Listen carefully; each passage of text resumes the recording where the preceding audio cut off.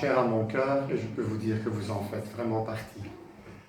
Il y a vraiment toute une partie de moi qui est ici, qui reste ici encore, même si maintenant je voyage un petit peu partout. Je suis plutôt dans un cadre missionnaire.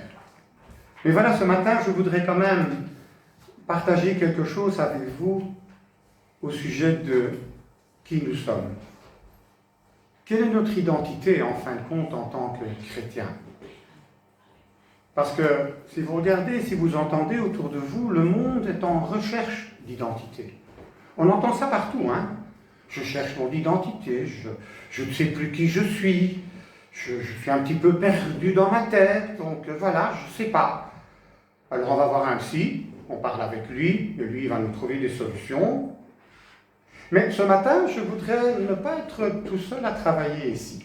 Quand je viens ici, je me dis, tiens, je vais quand même faire travailler quelqu'un dans l'église. Je vais demander à quelqu'un de venir, je ne sais pas, je vais un petit peu chercher qui est-ce que je ferais bien venir près de moi, parce que j'ai un certain nombre de questions à lui poser.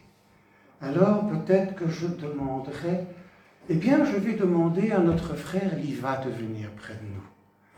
Enfin, près de moi plutôt, parce que près de nous, ça fait un peu beaucoup. Hein.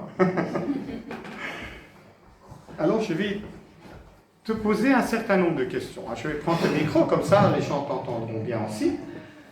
Je sais que tu t'appelles Liva, mais tu vas peut-être me donner ton nom de famille. Andrianari. Andrianari. Tu connais le prénom de ton papa? Oui. Il s'appelle Mami. Il s'appelle Mami. Et le nom de ta maman? Lalao. Et de quelle nationalité es-tu? Je suis français. Tu es français. Ouais. Eh bien, je te remercie. Tu vois, ça n'a pas duré longtemps. J'ai eu un petit nombre de renseignements sur toi. Comme ça, tout le monde sait maintenant qui tu es vraiment. Voilà. Merci, Liva, tu peux retourner à ta place. Alors voilà, moi je vais vous montrer quelque chose. Tout le monde connaît ça? Oui. On appelle ça une carte d'identité. Bon, c'est quelque chose que la commune doit faire. Enfin, quand je dis offert, vous comprenez ce que je veux dire. Donc voilà, là-dessus, je trouve plein d'informations. Je trouve mon nom, mes prénoms, parce que j'en ai quand même 3. Parfois, j'oublie ça, mais j'en ai 3. Et puis, je trouve aussi, quand je retourne, ma nationalité. Je suis du Royaume de Belgique. Et puis, un grand numéro qui est mon registre national. Et puis plein d'autres informations, dont certaines que j'ai demandé à mon frère, son nom, son prénom, sa nationalité, tout ça je lui ai demandé. Mais quand j'aime bien aller au fond des choses, je me pose la question et je me dis, tout le monde utilise ce mot identité. Mais ça veut dire quoi vraiment, l'identité? Alors j'ouvre le dictionnaire et dans le dictionnaire il est écrit, l'identité, c'est ce qui permet de reconnaître une personne parmi toutes les autres. Ça, c'est intéressant de savoir ça. Donc je répète, et on va bien retenir ça, c'est ce qui permet de reconnaître une personne parmi toutes les autres. Alors, fort de ça, je peux dire que mon identité, c'est quand même plus que ce petit morceau de carte que je vous ai monté. Cette identité, je les retrouve aussi dans mes racines. Parce que le nom que je porte, c'est le nom de mon papa. Donc je sais d'où je viens, je sais d'où mon papa vient, donc j'ai des racines. Et si je prends la carte d'identité de certaines nationalités, comme mon épouse par exemple, je vais même retrouver le nom de sa maman. Elle ne s'appelle pas seulement Lopez, elle s'appelle Lopez Azano. Donc elle a ces deux racines, elle peut aller dans les deux sens. C'est quand même quelque chose qui se limite, qui n'a pas de limite en fin de compte. L'identité, c'est quelque chose qui nous ramène, peut-être nous ramène très loin. Mais bien souvent, et là je vais reprendre une parole de notre frère ce matin, il nous a dit que nous sommes des créatures de Dieu. Nous sommes tous des créatures de Dieu. Mais nous sommes quelque chose de plus. Nous sommes enfants de Dieu. On a parlé de notre papa, de nos mamans, mais nous sommes enfants de Dieu. Et on peut le dire, on ne doit pas avoir peur de dire qu'on est enfant de Dieu, parce que Jean nous rappelle ça tout au début de son évangile. Qu'est-ce que Jean nous dit au début de son évangile? Il dit à tous ceux qui l'ont reçu, la lumière, reçu Jésus, et qui croient en son nom, au nom de Jésus, il leur a donné le droit de devenir enfants de Dieu. Et quand je vais même un petit peu plus loin dans la Bible, dans l'épître de Pierre et dans l'épître de Jude, on va même nous appeler être glorieux. On va nous distinguer par rapport au monde et on va nous appeler des êtres glorieux. Et on va voir un peu pourquoi on mérite ce titre-là aussi, d'être glorieux. Mais je voudrais aujourd'hui maintenant développer un peu plus loin à quoi ça nous ramène, qu'est-ce que ça doit être pour nous, cette identité d'enfant de Dieu, d'être glorieux. À quoi est-ce que cela nous engage, bien entendu? Parce que cette identité, bien aimé, je vous le rappelle, nous l'avons choisie nous-mêmes et librement. Personne n'est venu nous imposer cette identité. Donc c'est un choix que nous avons fait, donc c'est un choix de vie que nous avons choisi. Alors je vous invite maintenant à ouvrir votre Bible, parce que c'est là qu'on va aller, bien entendu, et je vous invite à lire dans la deuxième épître aux Corinthiens, et nous allons lire au chapitre 5 d'abord, et nous allons lire à partir du verset 17. Et qu'est-ce qu'on nous dit au chapitre 5, à partir du verset 17? Si quelqu'un est en Christ, il est une nouvelle créature. Les choses anciennes sont passées. Voici, toutes choses sont devenues nouvelles. Et tout cela vient de Dieu qui nous a réconciliés avec lui par le Christ et qui nous a donné le ministère de la réconciliation. Car Dieu était en Christ, réconciliant le monde avec lui-même, en n'imputant point aux hommes leurs offenses, et il a mis en nous la parole de la réconciliation. Nous faisons donc les fonctions d'ambassadeurs pour Christ, comme si Dieu exhortait par nous. Et nous vous en supplions au nom du Christ, soyez réconciliés avec Dieu. Celui qui n'a pas connu le péché, il l'a fait devenir péché pour nous, afin que nous devenions en lui justice de Dieu. Et si je vais un peu plus loin, au chapitre 6, là je vais lire à partir du verset 14, au chapitre 6, toujours de la deuxième épître aux Corinthiens, à partir du verset 14, là on va commencer à avoir des conseils. Paul va commencer à donner des conseils. Ne vous mettez pas avec les infidèles sous un joug étranger, car quel rapport y a-t-il entre la justice et l'iniquité? Ou qu'y a-t-il de commun entre la lumière et les ténèbres? Quel accord y a-t-il entre Christ et Bélial? Ou quelle part a le fidèle avec l'infidèle? Quel rapport y a-t-il entre le temple de Dieu et les idoles? Car nous sommes le temple du Dieu vivant, comme Dieu l'a dit. J'habiterai et je marcherai au milieu d'eux. Je serai leur Dieu et ils seront mon peuple. C'est pourquoi sortez du milieu d'eux et séparez-vous, dit le Seigneur. Ne touchez pas à ce qui est impur et je vous accueillerai. Je serai pour vous un père et vous serez pour moi des fils et des filles, dit le Seigneur Tout-Puissant. Et on va terminer par le premier verset du chapitre 7. Ayant donc de telles promesses bien-aimées, purifions-nous de toute souillure de la chair et de l'esprit, en achevant notre sanctification dans la crainte de Dieu. Jusqu'ici, la lecture de sa parole. Alors, je voudrais quand même qu'il n'y ait pas de confusion dans notre esprit par rapport à ce qui a été lu. Parce que parfois, on prend les choses tout à fait au terme et à la lettre. Afin de ne pas confus, il faut savoir que Paul écrit cette lettre aux Corinthiens. Là, je vous renvoie au chapitre de Actes, chapitre 18, pour vous situer un petit peu qu'est-ce qu'était Corinthe. Corinthe était une ville entièrement vouée au paganisme. Il y avait des choses terribles qui se passaient là. Il y avait des prêtresses qui étaient bien plus souvent des prostituées, ça terminait dans des orgies, il y avait des choses absolument abominables qui se passaient au milieu des chrétiens. Et ce que Paul leur demande, ce n'est pas de fuir Corinthe et de partir, non, c'est de ne pas se mêler à ça. Parce que tout tient dans une phrase. Qu'est-ce qu'il dit? Quel accord peut-il exister entre le temple de Dieu et les idoles? Car nous sommes tous le temple du Dieu vivant. Nous sommes un temple. Nous avons en nous le Christ, nous avons en nous Dieu. Donc nous n'avons rien à voir avec ces gens-là. Bien aimé, souvent, et ça c'est un constat qu'on peut faire, moi comme les autres aussi, par facilité, pour qu'on nous laisse tranquilles, ou tout simplement pour ne pas déplaire, on peut parfois être enclin à participer à des pratiques qui sont parfois un peu différentes. Ou pour le moins les cautionner, les accepter, parce que c'est le monde actuel. On peut parfois aller dans ce chemin-là. Pourtant, je vous le rappelle, je l'ai dit au début, nous avons fait le choix d'une nouvelle vie. Donc quelque part, tout ça devrait être gommé. Et cette décision nous engage à changer de vie, à ne plus être ce qu'on était avant. Et est-ce que c'est facile? Non. Oh non. Je parle d'ailleurs pour moi, d'ailleurs en premier lieu. Non, ce n'est pas facile.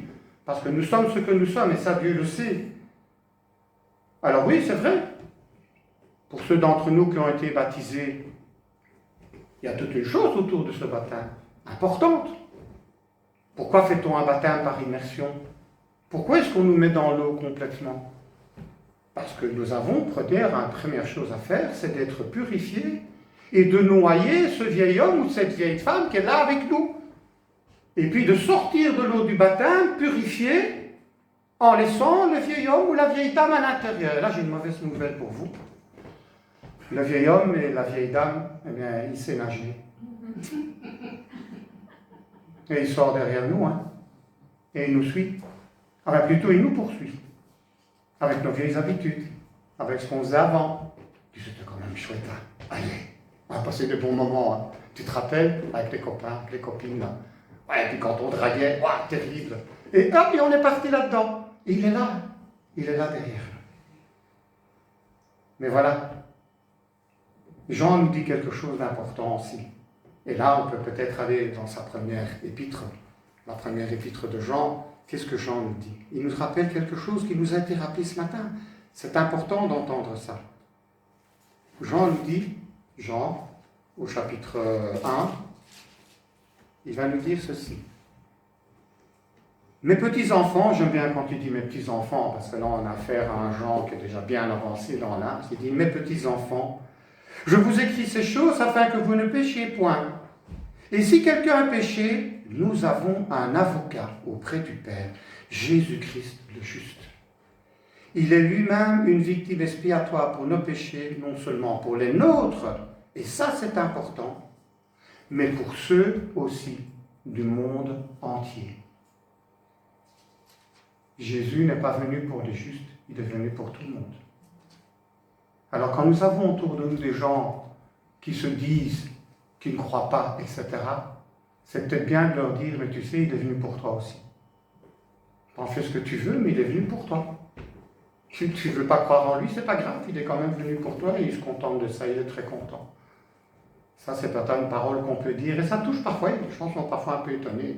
Bon, ça, il est venu pour moi, il est venu pour les chrétiens, il a fait une église, il est venu pour toi. Ça, c'est important. Il y a cette autre promesse aussi.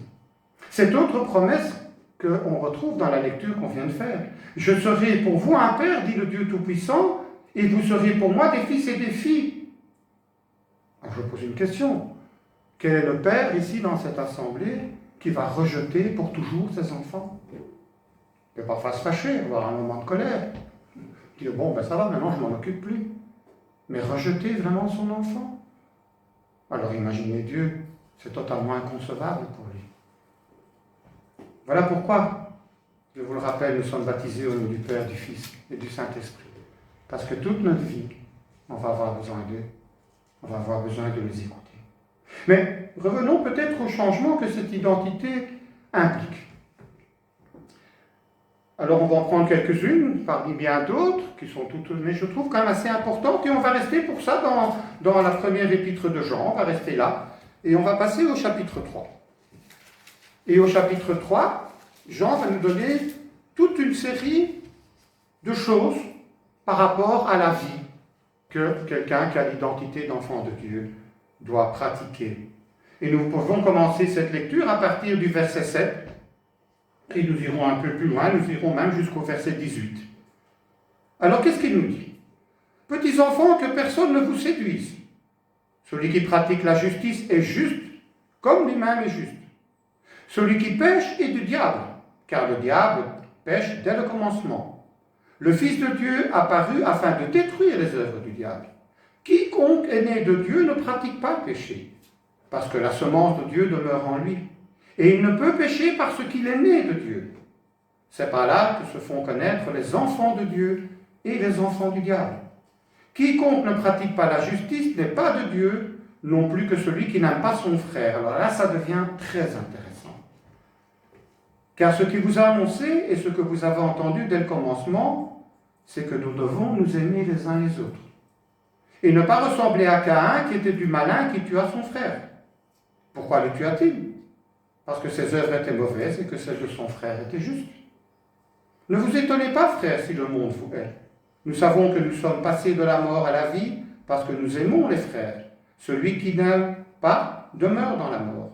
Quiconque haït son frère est un meurtrier. Vous savez qu'aucun meurtrier n'a la vie éternelle. Nous avons connu l'amour en ce qu'il a donné sa vie pour nous. Nous aussi, nous devons donner notre vie pour les frères.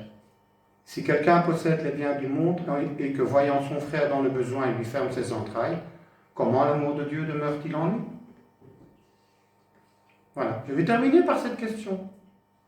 Le reste, vous pouvez le lire même chez vous, parce que même tout le reste de ce discours de Paul est très intéressant. Mais le tout pour nous est de définir qui sont nos frères. Ça, c'est important aussi de voir. Est-ce que nos frères, c'est cette assemblée ici, nous sommes là entre frères et sœurs, on s'aime, bien entendu, puisqu'on fait partie de la même assemblée, on est là. Est-ce que ce sont les chrétiens qui sont loin, mes chrétiens comme nous, je pense, moi, à mes frères et mes sœurs du Mali qui se réunissent. Mon frère pense probablement à ses frères et sœurs là-bas à Goma, qui vivent des moments difficiles et qui se réunissent quand même, ou d'autres endroits, à Madagascar, à Paris, partout. Est-ce que c'est eux? Ça se limite à eux? Bref, tous nos frères dans la foi? Moi, je ne crois pas. Mais je pense qu'au fond de vous, vous ne croyez pas ça non plus. Parce que je voudrais vous rappeler là d'une parole de Jésus-Christ. Qu'est-ce que Jésus-Christ enseigne dans Matthieu, au chapitre 5? Vous vous rappelez de ce qu'il va dire par rapport à vous avez appris que? Vous avez appris des choses, vous avez appris que? Matthieu, chapitre 5, on va le prendre, on va le chercher, on va le prendre, voilà. Je pense qu'on peut, je ne sais pas si j'avais demandé de le projeter, c'est pas grave. Donc je vous invite à prendre, voilà, c'est l'évangile de Matthieu, chapitre 5, à partir de verset 43. Alors Jésus parle aux gens, il parle aux gens qui sont autour de lui, il va dire ceci. Vous avez appris qu'il a été dit, tu aimeras ton prochain et tu haïras ton ennemi. Mais moi je vous dis, aimez vos ennemis, bénissez ceux qui vous maudissent, faites du bien à ceux qui vous haïssent, et priez pour ceux qui vous maltraitent et qui vous persécutent. Wow. Afin que vous soyez fils de votre Père qui est dans les cieux, afin que vous soyez enfants de Dieu, en fin de compte. Car il fait lever son soleil sur les méchants et sur les bons, et il fait pleuvoir sur les justes et sur les injustes. Si vous aimez ceux qui vous aiment, quelle récompense méritez-vous? Les publicains n'agissent pas de même. Et si vous saluez seulement vos frères, que faites-vous d'extraordinaire? Les païens aussi n'agissent-ils pas de même? Soyez donc parfaits, comme votre Père céleste est parfait. Comme c'est difficile. C'est pas facile d'aimer quelqu'un qui nous rejette. C'est pas facile d'aimer quelqu'un qui nous insulte. Et ça, parfois des petits détails tout à fait ridicules, hein? Quand il dit bénissez ceux qui vous maudissent. Vous savez, je prends toujours cet exemple, hein? Je suis un conducteur de voiture avec un sang très chaud, comme on peut dire. Et puis parfois, il y a un comportement routier d'un autre qui me bloque, qui me fait passer un mauvais moment. Et je ne suis pas content et je râle. Je râle sur la personne. Et puis à côté de moi, j'ai une petite voix qui me dit « bénis-le ». Je remercie Dieu de m'avoir fait une femme, parce que de temps en temps, c'est pas pour rien qu'on vous appelle nos vis-à-vis, hein, mesdames. Vous avez du boulot avec nous autres, hein, on n'est pas facile. Et elle me dit « bénis-le ». Et elle me ramène dans ce texte en fin de compte. Bénissez celui qui, bénis-le. Voilà, c'est tout simple. Et pourtant, si simple, si difficile à dire.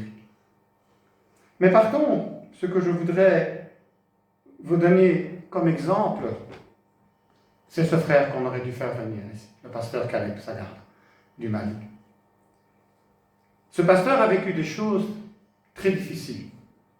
Il faut savoir que maintenant, ça empire d'ailleurs au Mali. Il y a vraiment des messages de haine contre les chrétiens à travers les prières dans les mosquées, etc. Donc il y a vraiment un durcissement. Heureusement que l'État, pour le moment, contient toutes ces choses-là. Mais pour le moment, ça devient très difficile. Quand le frère Caleb a été installé dans l'église où il est maintenant, donc à Falédier, on a mis le feu à son église. Un jour, on est venu le chercher, on a dit on a mis le feu à l'église. L'église brûle, il faut que tu viennes.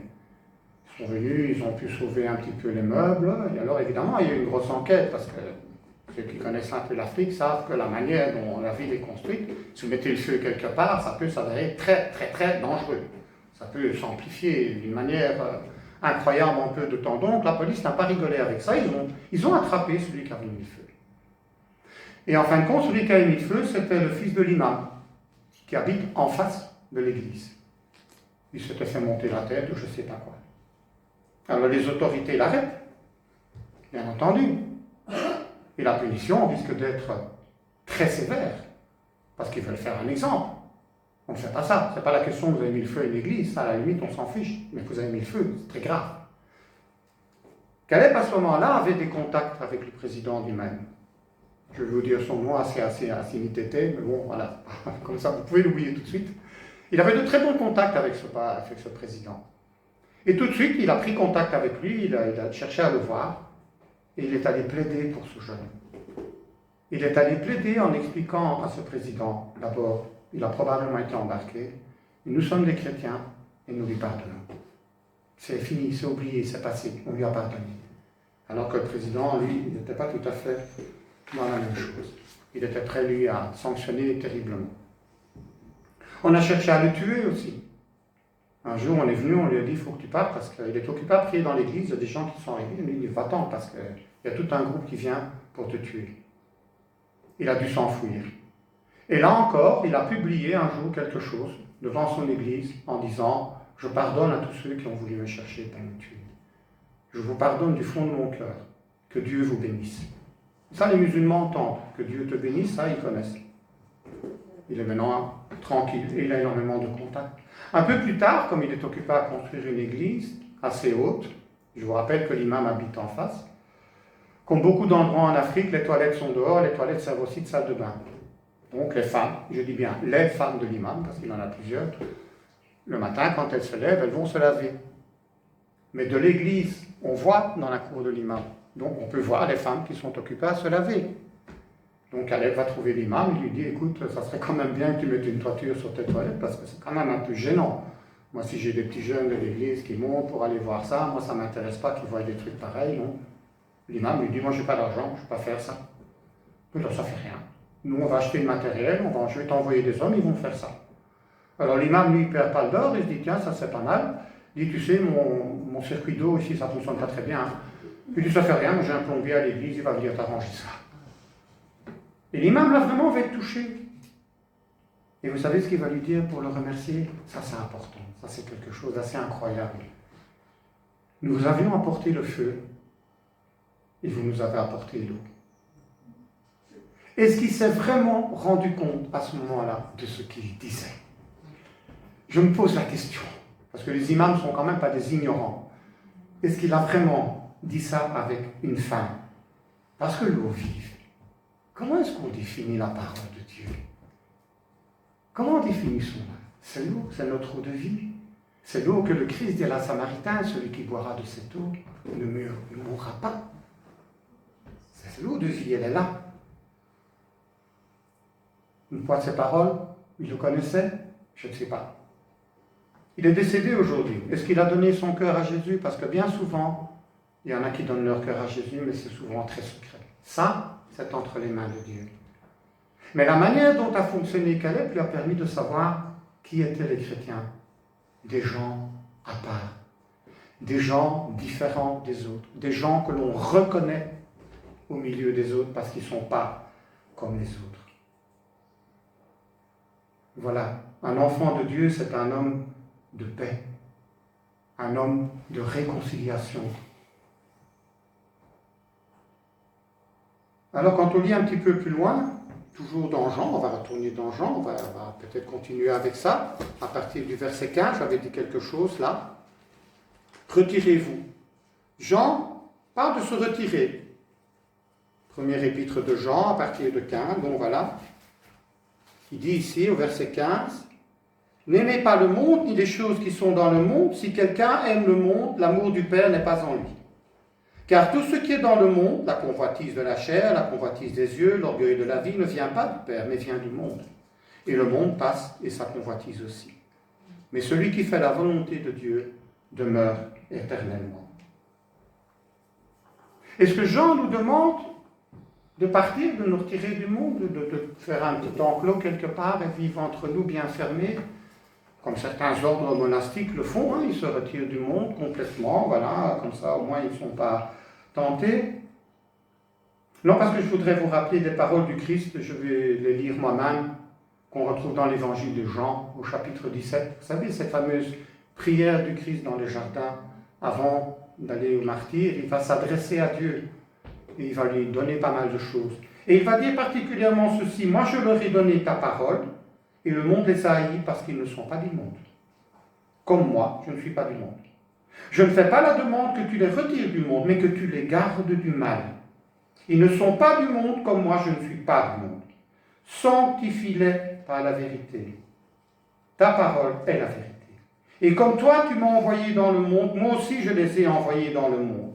Et moi, je me sanctifie moi-même pour eux, afin qu'eux aussi soient sanctifiés par la vérité. Moi aussi, je les ai envoyés dans le monde. Jésus savait très bien où il nous envoyait, hein, mais il ne nous a pas envoyés tout seuls. Et ça, parfois, on l'oublie. On n'est pas tout seul quand on est dans le monde. Il ne nous demande pas à son Père de nous retirer du monde, il demande à son Père de nous protéger de ce monde, de nous protéger du mal. Comment va-t-il nous protéger? En nous donnant une armure? Non. Il va nous protéger par les conseils qu'il va nous donner, par ce qu'il va nous dire de faire. Là où il va nous dire de faire, de ne pas faire. Ne va pas là. Ça vous est jamais arrivé parfois le matin d'avoir une petite voix qui dise comme ça, tu as envie d'aller là, n'y va pas. Ne va pas. Prenez ça en compte, hein. Les voix qu'on entend parfois sont des voix que Dieu nous envoie pour nous mettre en garde sur quelque chose. Nous sommes encore libres de faire ce que nous voulons, parce que nous sommes des êtres de liberté, créés à l'image de Dieu, je le rappelle. Mais, de temps en temps, il peut nous dire des choses. Écoutons-les. Notre identité, je vous rappelle, va faire de nous des êtres différents. Différents de ce monde et de ses attraits. Alors, après avoir développé quelques aspects de notre nouvelle vie, voyons maintenant ce que nous apporte cette identité. C'est vrai qu'on a quand même des choses intéressantes pour nous. Et pour ça, je vais revenir toujours vers cette prière de Jésus dans le Jardin des Oliviers. Donc, je rappelle, on la retrouve dans le Jean chapitre 17, je crois que beaucoup de gens la connaissent.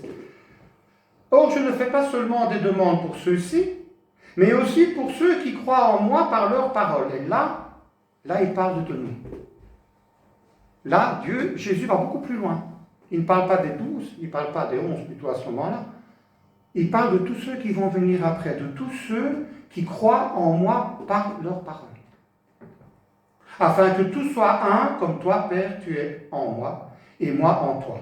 Afin qu'eux aussi soient en nous, afin que le monde croie que toi, tu m'as envoyé. Et là, on retrouve le fait que nous sommes des êtres glorieux. Parce que Jésus dit ceci. Et la gloire que tu m'as donnée, moi, je leur ai donnée. La gloire que Jésus a reçue du Père, il nous la donne à nous, enfants de Dieu. Ce qui permet à Pierre et à Jude de nous appeler être glorieux. Afin qu'ils soient un comme toi et moi nous sommes un. Moi en eux et toi en moi. Afin qu'ils soient rendus parfaitement un et qu'ainsi que le monde connaisse que toi tu m'as envoyé et que tu les as aimés comme tu m'as aimé. Dieu nous aime de la même manière qu'il a aimé Jésus. C'est fabuleux. Parce que l'amour de Dieu pour Jésus, on ne peut pas le mesurer. Mais on ne peut pas mesurer le même amour qu'il a pour nous. Et ça, je crois que c'est important de le savoir. Et ça, c'est ce que notre identité à nous permet d'avoir. Je vais conclure, parce que ça fait beaucoup d'informations. Je vais conclure. Notre identité chrétienne, ça tient en quelque chose. 1, elle doit influencer notre vie au plus profond de notre âme. 2, elle doit être le signe d'un changement de comportement vis-à-vis du monde qui nous entoure. 3, elle implique notre volonté d'être en Christ, tout comme lui s'engage à être en nous. 4, elle fait de nous des témoins de sa parole. D'autres textes disent ambassadeur, témoin, ambassadeur.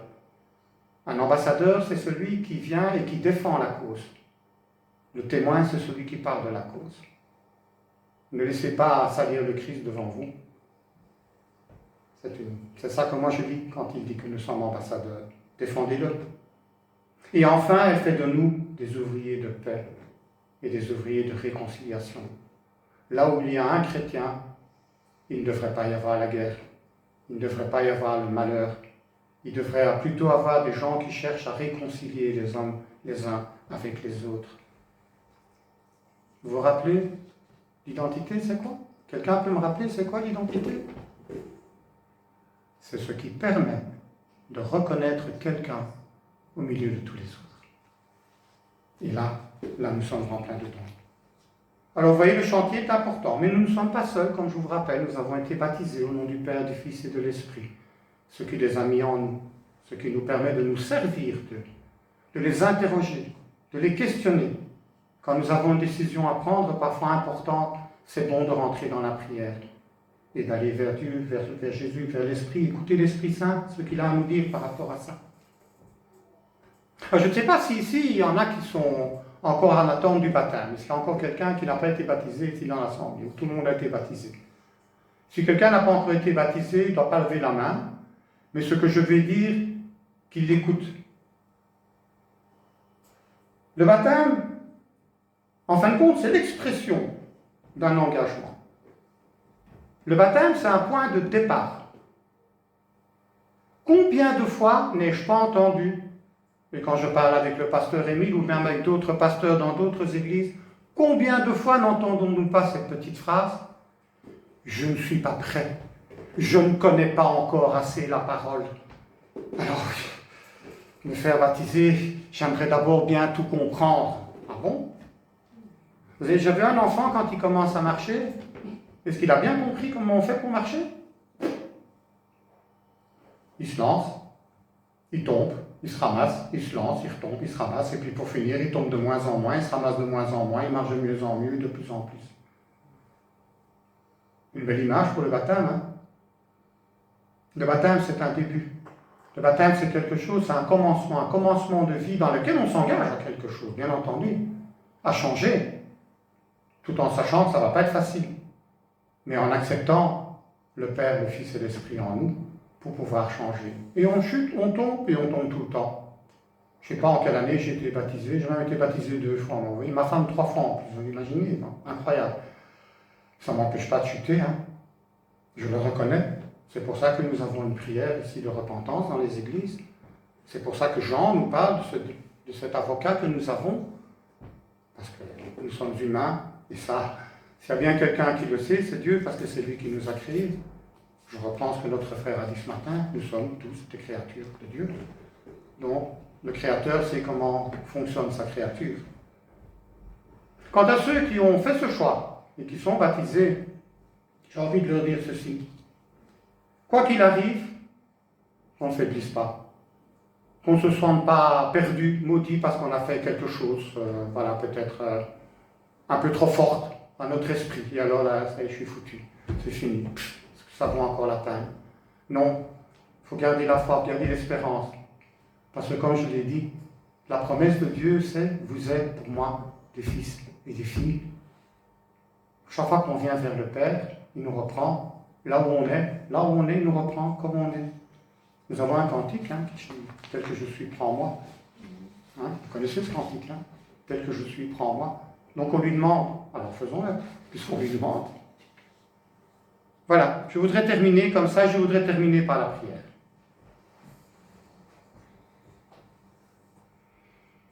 Nous venons à toi, notre Père. Nous venons à toi comme Jésus est venu dans le jardin, dans ces derniers instants. Père, nous te demandons d'être des chrétiens agissants, des chrétiens remplis d'amour. Fais à l'image de ton Fils Jésus quand tu l'as envoyé dans le monde. Nous avons besoin de toi, de ta puissance, de tes conseils, de ta force pour effectuer tous ces changements profonds dans nos vies.